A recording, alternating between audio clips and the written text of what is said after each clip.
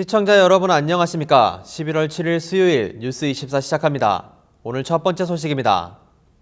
11월 6일 치러진 중간선거 결과 상원에서는 집권 여당인 공화당이 다수당을, 하원에서는 야당인 민주당이 8년 만에 다수당 지위를 탈환하였습니다. 일리노이주 한인 출마자 가운데는 레이 카운티 재무관 선거에 출마한 할리 김 후보가 당선되었습니다. 이 밖에도 다양한 중간선거 소식 정리합니다. 트럼프 대통령 취임 후 가진 중간선거. 상원의원석 100석 중 51석을 얻어내고 민주당 222석, 공화당 196석으로 하원의원석을 생각보다 잃지 않아 2년 후 재집권을 위해 트럼프 대통령이 선방을 했다는 전문가들의 결론입니다. 중간선거 때 평가하겠다. 사실 이런 유권자 심리가 1년 반 동안 왔거든요. 그거에 비해서는 상원에서 오히려 의석수를 늘리면서 상원의 다수당을 유지했고 하원에서도 생각보다 훨씬 덜 졌습니다. 의석수를. 그렇기 때문에 트럼프 대통령이 중간선거에 선방을 했다. 잘했다. 이 결론입니다. 하지만 반트럼프 바람이 가장 거세었던 대도시 시카고에서의 공화당 소속 출마자들은 쓴 고배의 잔을 마셨습니다. 처음으로 많은 한인 후보진을 배출한 2018 중간선거. 일리노이 17지구 하원에 도전한 공화당 피터 리 후보는 31%, 18지구 줄리 조 후보는 선전했지만 의석을 차지하지는 못했습니다. 30지구 주상원에 도전한 이수재 후보 역시 32%의 득표율에 그쳤습니다. 하지만 한인 출마자 중 할리 김 후보는 2년 전 먼덜라인 시장 선거에서 근소한 표차로 패배한 이후 이번에 민주당 후보로 레이 카운티 재무관의 출사표를 내어 당선되었습니다. Well, I think one of the things that was pretty 힘들어 for me was just the size of Lake County. It's so big and it's so wide that it's hard to be in multiple locations at one time. And so I'm very thankful for just basically that there were so many candidates running and they were all having people, knock the doors, get the voters out. Not only that, different township Democrat organizations were doing the same thing as well.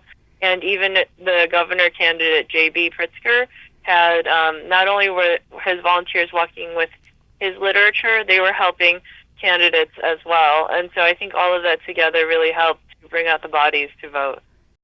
할리 김 레이 카운티 재무관 당선자는 한인 동포들의 협력이 큰 힘이 되었다고 감사의 마음을 전했습니다. Right. So I think, the message that I've been saying over and over and over was, they have to come out and vote. 꼭 투표해야 된다고, right? All that kind of stuff. Because they saw my race in Mundelein and that I lost by 5. And so this time they made it a point to come out. And it was a huge, huge turnout now. And I'm so thankful for that. There were even some, messages I received from Republicans who voted for me, or they would say, you're the first Democrat I've ever voted for in my entire life. So I'm thankful for all the numbers of people who voted for me. 할리 김 레이 카운티 재무관 당선자는 투명성 있는 재무관실 운영과 지역 내 소상인 지원, 무엇보다 재무관 연봉 중 $40,000를 지역 비영리 단체나 봉사단체 지원을 공약으로 내세웠습니다. 그녀는 또한 SNS를 충분히 활용한 선거 홍보의 비결을 공개했습니다. Well, so I plan to expand outreach from the Treasurer's office and to be in the community more. So we'll have these forums where I can talk about what the Treasurer's office does. I also plan to invest in the future of our children with science, technology, engineering, and math, which is very popular right now. But there's not enough focus on math, and the Treasurer's office is numbers.